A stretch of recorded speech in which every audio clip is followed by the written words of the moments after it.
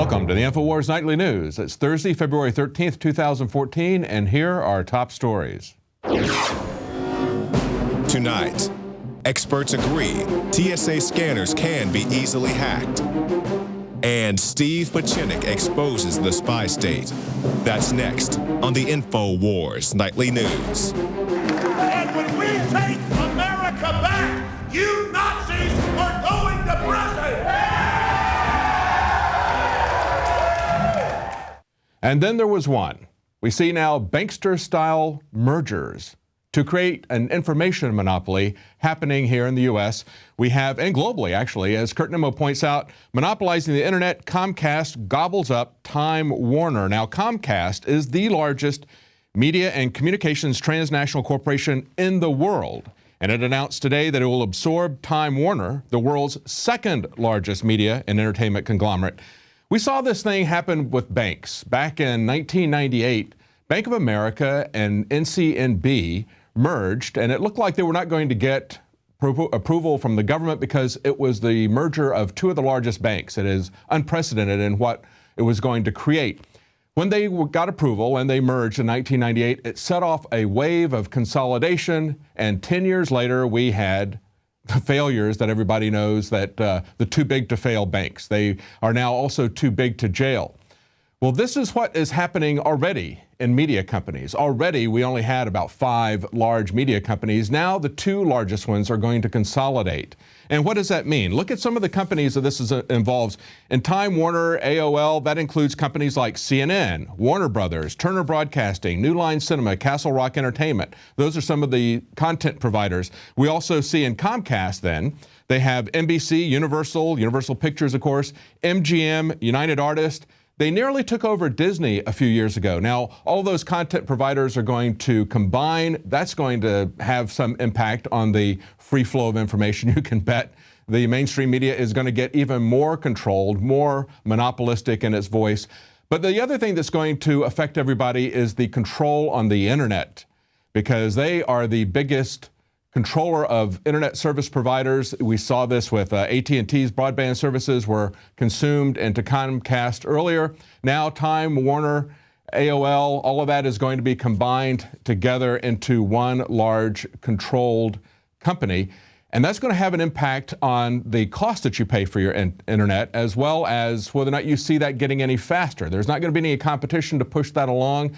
But it also has concern for what it's going to mean for the information that goes out there. I mean, who needs CISPA if you've got a company who is so closely joined to Washington at the hip? It's well known, as Kurt Nimmo points out, that Comcast has, quote, a wealth of connections in Washington, that essentially they own the FCC. So that's something to be very concerned about, the prospect that we're going to have hand-picked political apparatchiks deciding the fate of the internet without bias, on a par with a government-sanctioned monopoly doing basically the same thing. That's from Kurt Nimmo's article.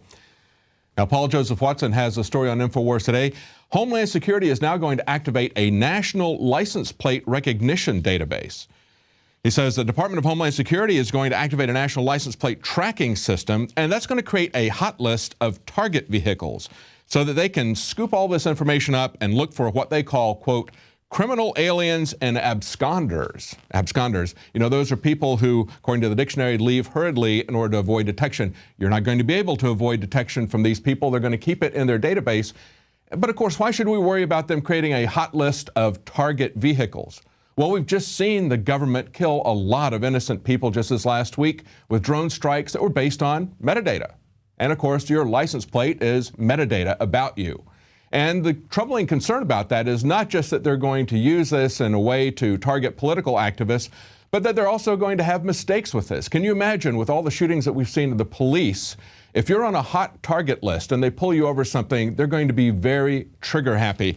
Now, Paul Joseph Watson points out how this has worked in the UK and elsewhere. He says in the UK, political activists have been targeted by having their vehicles added to the hot list after just attending protests. One person was questioned under anti-terrorism laws after he traveled to take part in an anti-war demonstration. And critics of the system in Australia have condemned it as a Pandora's box for an abuse of power, mistakes, and illegal disclosure.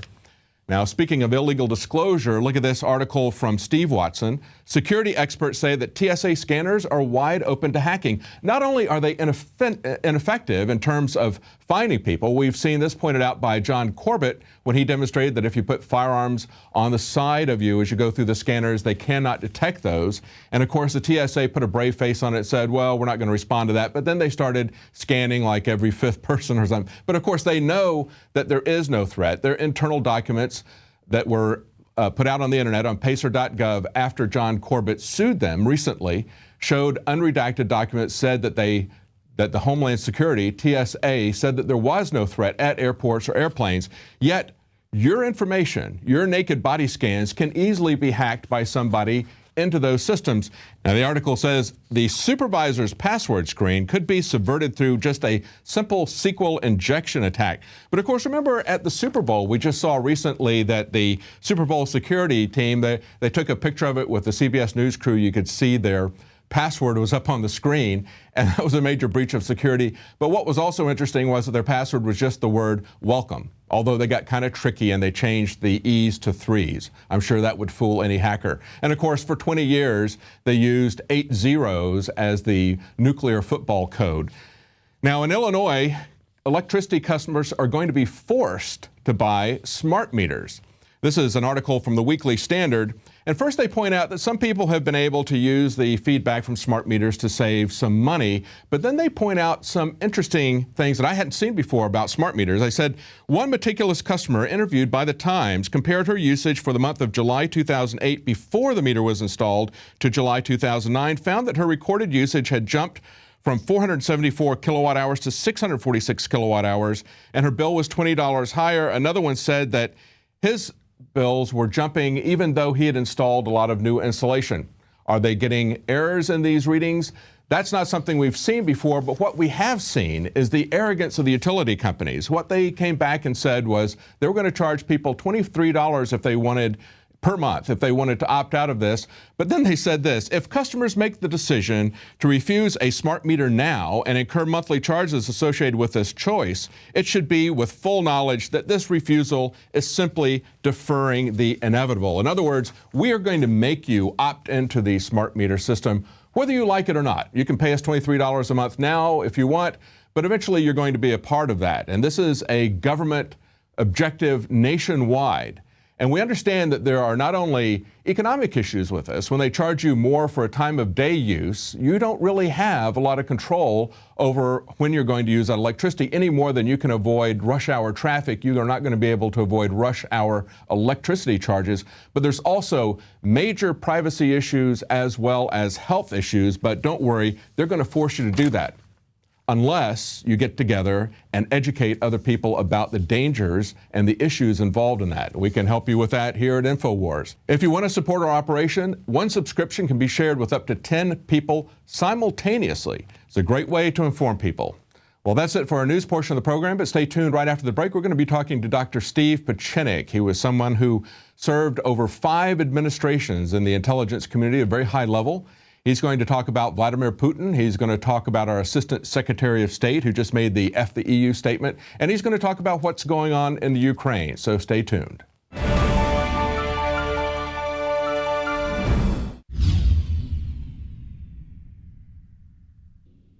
Introducing Pro One. All of your filtration in one system, portable, on the go. No more do you have 2 or 3 filters to just reduce sodium fluoride. You have a system that cuts out the sodium fluoride and up to 95% of hydrofluorosilicic acid. Advanced manufacturing technology combines silver-impregnated white ceramic with new Aquamedics advanced media for removal of fluoride and other heavy metals, all in one filter element. It is the only one that does it, and out of the gates, we have it discounted at 10% off with promo code WATER. This is the only system that in one unit helps reduce or remove pesticides, herbicides, chloramines, ammonia, and chlorine, hydrofluorosilicic acid, the most common form of fluoride not covered by other fluoride filter brands, and sodium hexafluorosilicate. Get your Pro Pure with the new Pro One filter today at InfoWarsStore.com or by calling 888-253-3139. The fact facts are in. The studies are legion. Sodium fluoride and other toxic members of the fluoride family are devastating the health and cognitive ability of the American people. So why are the social engineers adding it to the water? Simple. Dumb down the host population that the parasitic technocracy is feeding on. We may not have been able to get fluoride out of the water supply yet, but we can help to get it out of our bodies. I am extremely excited to announce the exclusive INFOWARS Life Fluoride Shield formulation, fusing 6 of the best documented ingredients from around the world to help the body remove not just toxic fluoride residues from the body, but a whole host of toxic substances. Let's take a stand against the globalists by blocking their poisons with Fluoride Shield. I use Fluoride Shield every day. Secure your Fluoride Shield and other pioneering formulations at InfoWarsLife.com today. Let's start cleansing our bodies now and support the info war at the same time. That's InfoWarsLife.com.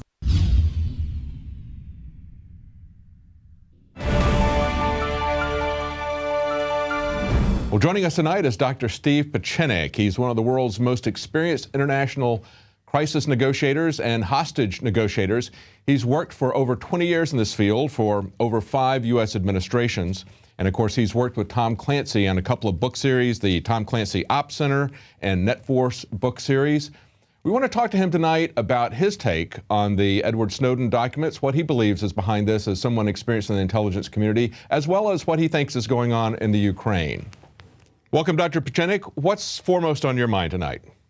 Well, let me tell you what I think would be relevant for Okay. both our ends. Number one is Snowden and what it really means in terms of intelligence and the amount of money that we're paying for it, which is $60 billion, and why Snowden is very similar to Ellsberg from the blog that I wrote. The Yes. second thing that we can talk about is, in fact, what constitutes the change in government, why we are, in many ways, in a military coup, and what's been happening all over the world. Because in Thailand there's a coup, in Pakistan there's a coup, there's going to be a coup as well, and Egypt was a military coup. And why is America not having a military coup? Well, we do, because every legislative area is under military control. So what does that mean in light of the Snowden and in light of everything else that we're talking about? What I'm basically saying throughout all of this from my experience is that we have a whole phenomenon going on that has nothing to do with the national security or the legitimacy of the United States, and that's the military and the industrial complex playing around at the expense of the American public. So it's draining out $60 billion or $150 billion, depending on how much you count the appropriations, because now we're beginning to falter as a superpower. On the one hand, we have the superpower position, but we're not. The other thing that's very major for us, I would talk about 2 of them. One is the position in the Middle East, why we had to get out, and why today we had problems in Iraq and Afghanistan, where we didn't plan to have those consequences of war, the collateral damage. In other words, we went into 2 countries that we had no right to go in as a result of the incompetency of our presidency. So what I want to get at is that we have had for over 40 years, Republican or Democrats, really incompetent presidents who have not really understood of war, the nature of financial restitution, and the nature of what it is that we Americans need to have, which is prosperity, entrepreneurship, and a middle class. It has nothing to do with being Republican or Democrat. In turn, we have wasted our resources into the Middle East, and now we're shifting into a far more dangerous area. That's why Silicon Valley is secondary to me, although it may be primary to you, and that is China and Japan, where there really can be conflict over the Spratly Islands, over oil, and why we're shifting, and why, again, we don't necessarily have a basic interest.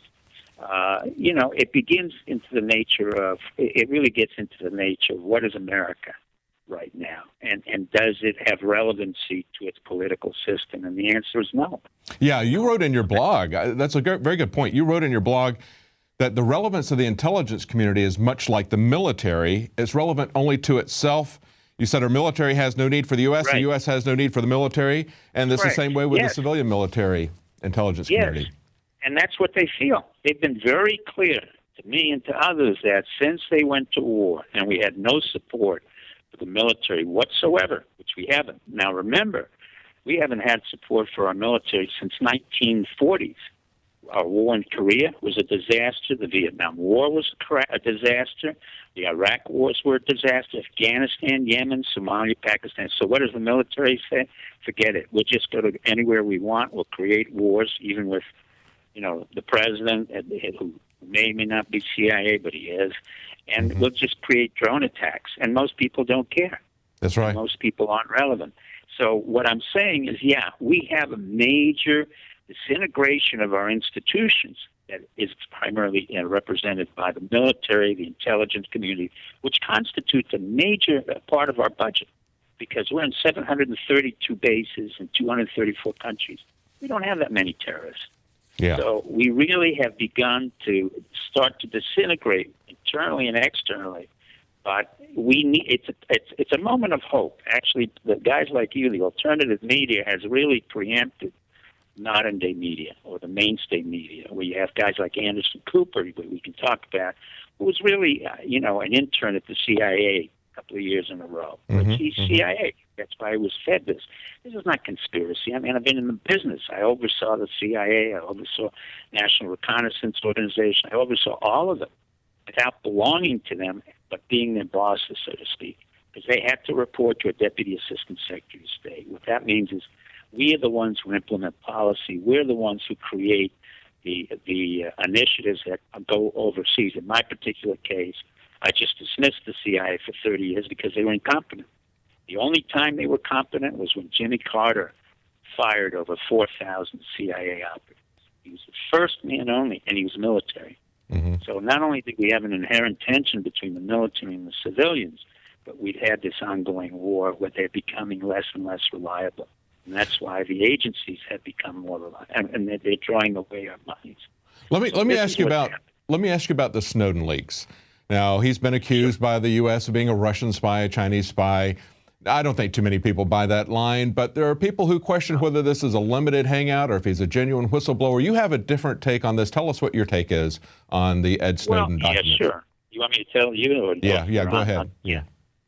Well, basically, let me go back to the history of Putin and Russia. Having been mainly involved in the takedown of the Soviet Union, I was sent to the RAND Corporation specifically to develop the architecture for the psychological warfare of taking down the Soviet Union. It wasn't done by the CIA.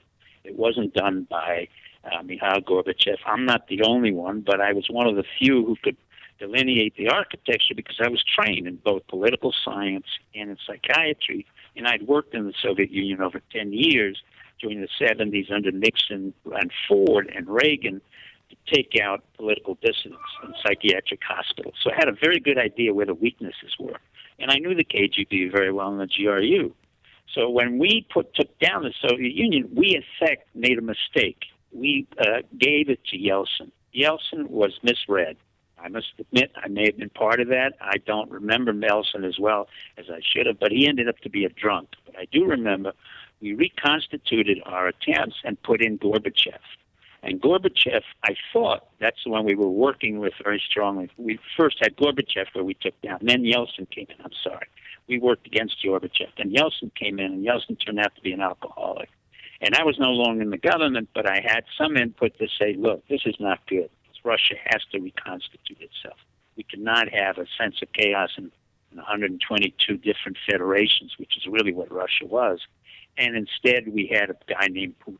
Putin didn't come up because he was a good guy, a bad guy. He's put up because the intelligence community, on a positive sense, brought in a guy who was very strong, who was trained by Marcus Wolf and by Andropov, guys that I worked with and knew.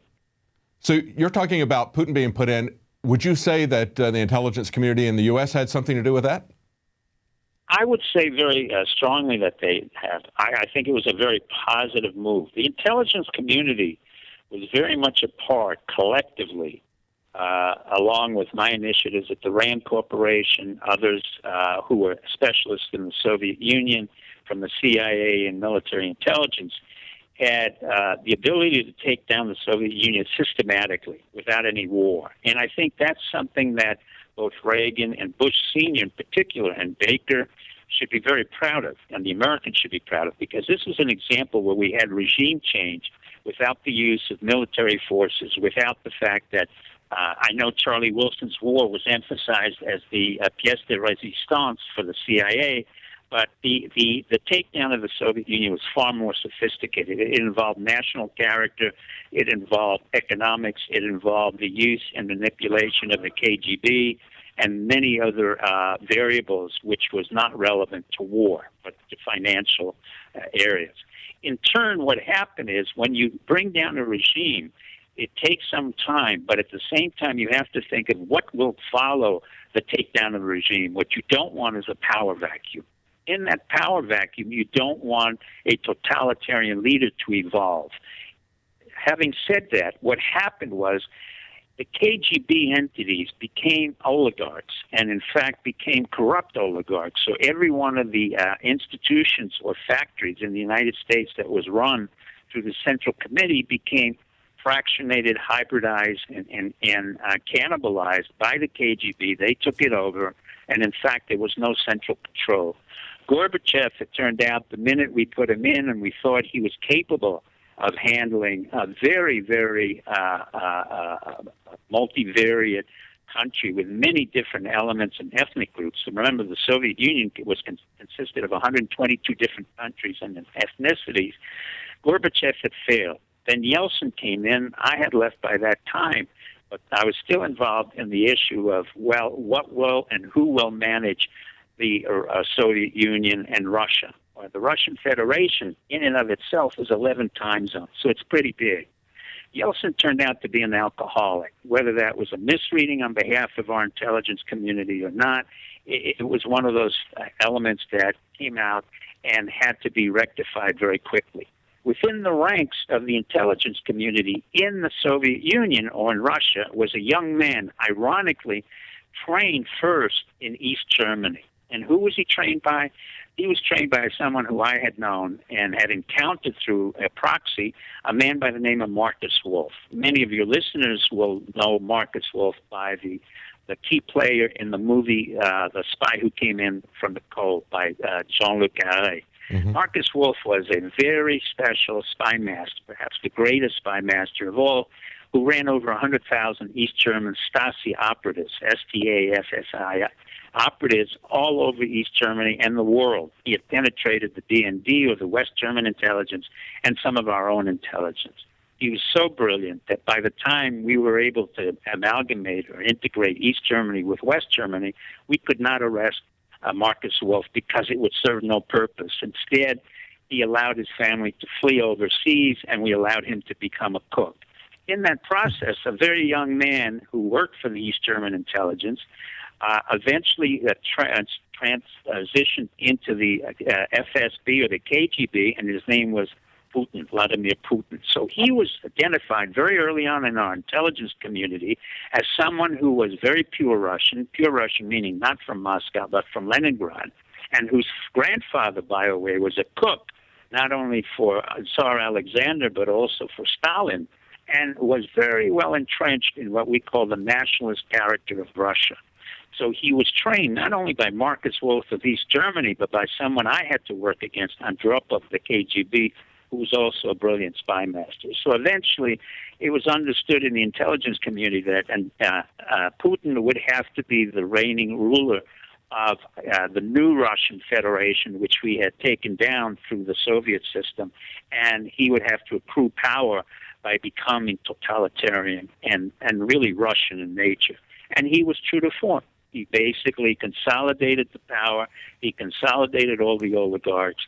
He made sure that the oligarchs were in no way involved in political chicanery in Moscow. And in turn, they all received billions of dollars of corrupt political cronyism types of businesses, Gazprom, as well as construction companies, as well as all types of different industries that they were not attuned to or they were capable of running, but instead that was their political payoff on one condition, that these oligarchs never get involved in politics with Putin. Putin was true to form.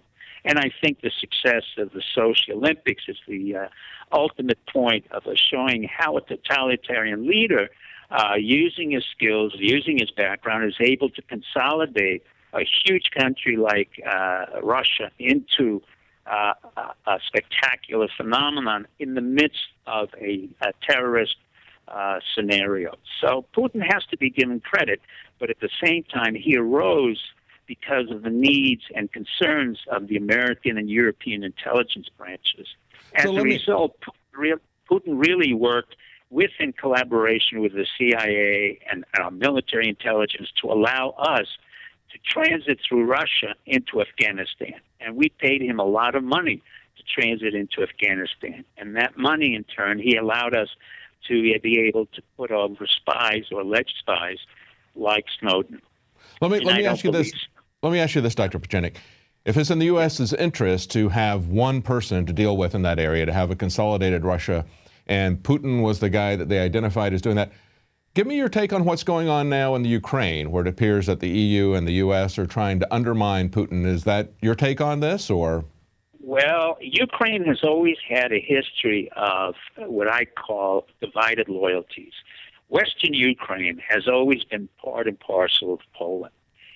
After World War I, and historically, the Ukraine was never really part of its own national character. It had a certain cultural determinant, but never a geographical determinant.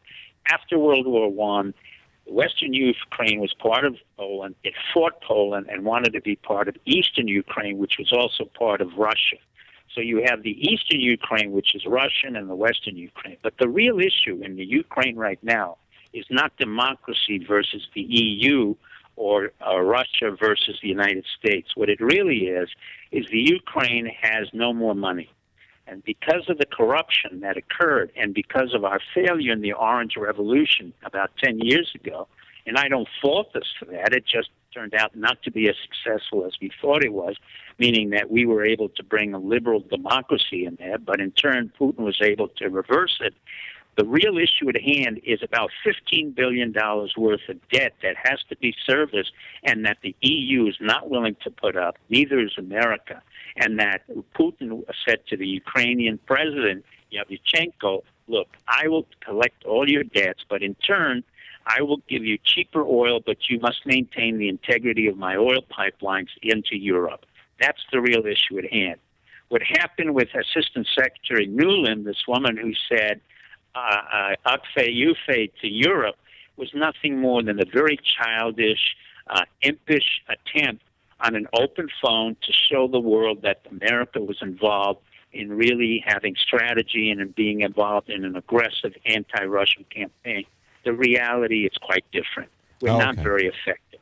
So in your opinion, her statement made on an open phone was really sending a message to the world. It was sending a message, but it was childish. It was inappropriate, and it was not consistent with our ability to maintain a diplomatic presence and at the same time manipulate the parties involved. She is not, I believe, Korea Foreign Service, although she states she's Korean Foreign Service. But her background, her actions belie that, and it seems to me that she may belong to another part of our government. I don't want to announce which part, but she had been Vice President Cheney's chief of staff, along with many other neocons, and her husband, Mr. Kagan, is a famous neocon. So I think she went off on her own as the Assistant Secretary for Europe and really belied any sense of strategy and tactics. You do not allow yourself to be compromised that way or even send a signal that way. It's gauche, it's childish, and the Russians will handle you with counterforce. So I felt that it was totally inappropriate. I think John Kerry, if he's an effective Secretary of State, and I'm not sure he is, he should dismiss her and fire her. But that's my personal opinion and professional. I thought it was pretty amazing, the reaction from the White House chief spokesman, Jay Carney, says it's something about Russia. It says something about Russia that they would tap a telephone call. I mean, the insanity of that. It's like you can hear the entire world laughing that they would make a statement like that. We'll have the conclusion of that interview tomorrow night on the INFOWARS Nightly News. It's a perspective from someone who's spent decades in the intelligence community. Don't miss it. Join us at 7 Central, 8 p.m. Eastern.